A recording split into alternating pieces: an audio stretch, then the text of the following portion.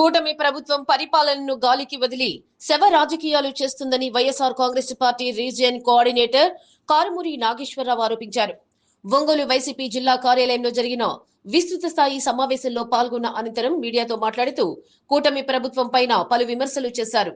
18 నెలల పాలనలో ప్రభుత్వం 3 లక్షల కోట్ల రూపాయలు అప్పులు చేసిందని విమర్శించారు.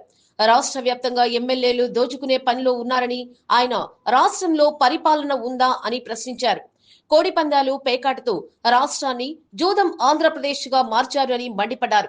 సమావేశంలో జిల్లా పార్టీ అధ్యక్షులు Buchepalli Sivaprasad Reddy, ZP chairman Buchepalli Venkayyamma, MLA Tatiparthi Chandrasekhar, మాజీ మంత్రి మేరుగ నాగార్జున, నియోజకవర్గాల సమన్వయకర్తలు చుండూరి రవిబాబు, దద్దాల నారాయణ, కందుకూరు నాగార్జునరెడ్డి, అన్నా రాంబాబు, పార్టీ పరిశీలకులు బత్తుల బ్రహ్మానందరెడ్డి, రాష్ట్ర కార్యదర్శులు బొట్ల రామారావు, వై వెంకటేశ్వరరావు తదితరులు పాల్గొన్నారు.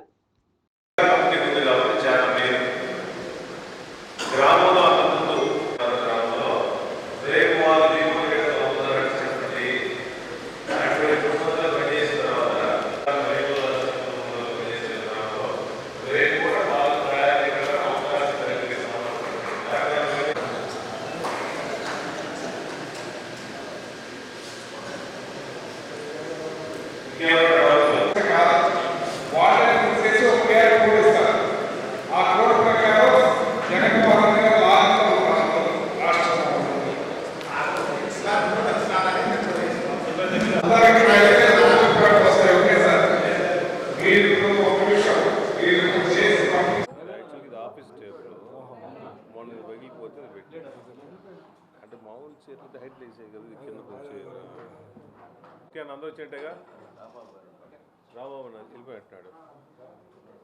రాంబాబు ఉన్నాడు బయట. అన్నా రాంబాబు అన్నా చంద్రన్న ఇట్రా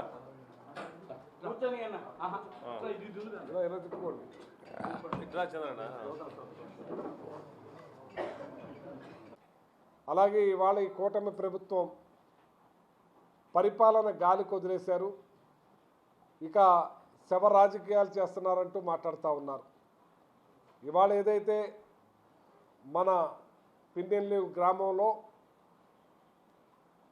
పల్నాడు జిల్లాలో మరి దారుణంగా హత్య చేసి దాన్ని శవ రాజకీయాలంటూ మాట్లాడుతున్నారు.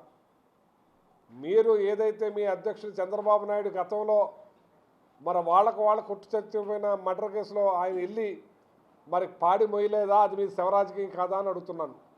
ఇవాళ మా నాయకులు ఎవరు పెద్దవాళ్ళు రాలేదే, ఆ జిల్లా నాయకులే వెళ్ళి దాన్ని తప్పుగా చూపించే కార్యక్రమం చేస్తున్నారు. దుర్మార్గంగా చేసిన హత్యని ఎత్తు చూపించే కార్యక్రమం చేస్తే దాన్ని సత్యప్రసాద్ మరి ఆయన మరి ఇలా మాట్లాడతాం చాలా భావ్యమని చెప్పి అడుగుతున్నాను. ఆయన కూడా డ్యాన్సులు చేస్తున్నారు డయాస్ మీద. ఇవాళ ఈ పరిపాలన టోటల్గా గాలికి వదిలేశారు. అసలు పరిపాలన ఉందో లేదో తెలియదు. వాళ్ళు చేస్తానన్న పథకాలన్నీ కూడా ఎత్తిపడేశారు. వాళ్ళు సూపర్ సిక్స్ అని ఎలక్షన్ ముందు దుమారం లేపి అన్ని అబద్ధాలు మాట్లాడారు. ఇవాళ సంపద సృష్టిస్తానని చెప్పి మరి అప్పు రకంగా సంపద సృష్టిస్తానన్నాడు. 3 లక్షల కోట్లు 18 నెలల్లోనే అప్పులు చేశాడు ఈయన చంద్రబాబు నాయుడు గారు. ఈ 18 లక్షల కోట్ల రూపాయలు ఏం చేశారా అంటే అది కూడా అర్థం కాని పరిస్థితి. జగన్మోహన్ రెడ్డి గారు ఇచ్చే పథకాలు ఇస్తూ మళ్ళీ సూపర్ 6 ఇస్తారేమో అని చెప్పి ప్రజలు ఆశపడ్డారు.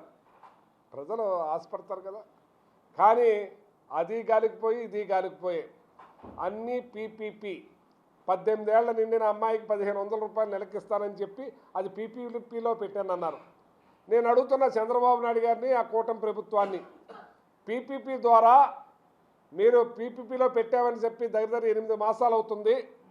ఏ ఒక్క 15 ఏళ్ల మహిళకి మీరు పీపీపీ ద్వారా ఏమి చేశారు, ఏమి ఇచ్చారని చెప్పి నేను సూటిగా ప్రశ్నిస్తున్నా. ఈ కూటమి ప్రభుత్వాన్ని, ఈ ముఖ్యమంత్రి గారిని, ఈ మనుషులందరినీ కూడా నేను అడుగుతున్నా. దానికి సమాధానం చెప్పాలి మీరు. మేము 18 ఏళ్ళ నిండిన అమ్మాయికి 1500 చెప్పిన ఈ పీపీ ద్వారా ఈ రకంగా ఇచ్చామని చెప్పండి. అలాగే ఏదైతే 3000 ఉద్యోగాలు ఇస్తాం, ఉద్యోగం లేకపోతే 3000 రూపాయలు భృతి ఇస్తా అన్నాం, దాన్ని కూడా పీపీపీలో పెట్టామన్నారు. మీరు ఎంతమంది యువతకి పీపీపీ ద్వారా ఇచ్చారో దాన్ని కూడా చంద్రబాబు నాయుడు గారు, కూటమి ప్రభుత్వం ఈ మంత్రులందరూ కూడా దానికి సమాధానం చెప్పాలని చెప్పి ఈ సందర్భంగా అడుగుతున్నాను. మీరు పూర్తిగా దోచుకో పంచుకో అనే దాని మీద నిద్రపోయి ఉన్నారు. టోటల్గా ఎమ్మెల్యేలందరూ సంపాదన మీద పడ్డారు. మా దగ్గర సంక్రాంతి పండుగ బాగా జరుగుద్ది. ఎప్పుడు సంక్రాంతి జరిగినా కోడి పందాలు ఆ 3 రోజులు వేసుకుంటారు. ఏదన్నా ఇళ్లలో ఏదన్నా ఆడుకునే కార్యక్రమం జరుగుతుంది. కానీ ఇవాళ ఈ కూటమి ప్రభుత్వం వచ్చిన తర్వాత కోడి పందాలు ప్రతి సంవత్సరం అంతా జరుగుతుంది. పేరుకే ఈ పండుగ రోజున జరుగుతున్నాయి కొంత. అలాగే ఏదో 3 ముక్కలాట అంట, బయట లోపల అంట, ఫలానా టైం నుంచి ఫలానా టైం దాకా జరుగుతుందని చెప్పి వాట్సాప్ గ్రూపుల్లో పెట్టి పిలిపించి ఆడించే పరిస్థితికి వచ్చారంటే అసలు ప్రభుత్వం ఉందా అని అడుగుతున్నాను. అసలు పోలీస్ వ్యవస్థ పనిచేస్తుందా అని అడుగుతున్నాను నేను. పోలీస్ వ్యవస్థ ఇలాంటి మర్డర్లకి ఇలాంటి కొట్టడానికి వెళ్తానికి కంట్రోల్ చేయలేరు, కానీ ఇవి ఆడిస్తానికి మాత్రం మీరు దగ్గరుండి ముందున్నారు. ఇవాళ మిమ్మల్ని అడుగుతూ ఉన్నాను నేను. ఇవాళ పేకాట్లే కాదు, కోడి పందాలే కాదు, కొత్త సంస్కృతి తీసుకొచ్చారు. మీ ప్రకాశం జిల్లాలో ఏదో డయాస్ మీద రికార్డ్ డ్యాన్సులు చేపిస్తారు, మీకు అలవాటది. కానీ మా ఉభయ గోదావరి జిల్లా, కృష్ణా జిల్లాలో అటువంటివి లేవు. ఏదైతే మగవాళ్ళు వేసే డ్యాన్స్ కూడా మాకు అక్కడ వేయనివ్వరు, గొడవలు అవుతాయని.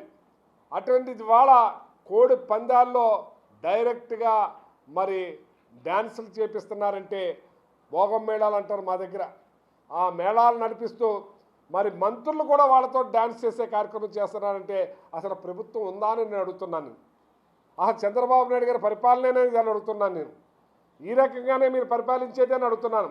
అసహించుకుంటున్నారు, కాండ్రి చుమ్మొస్తూ ఉన్నారు, సిగ్గుపడతా ఉన్నారు.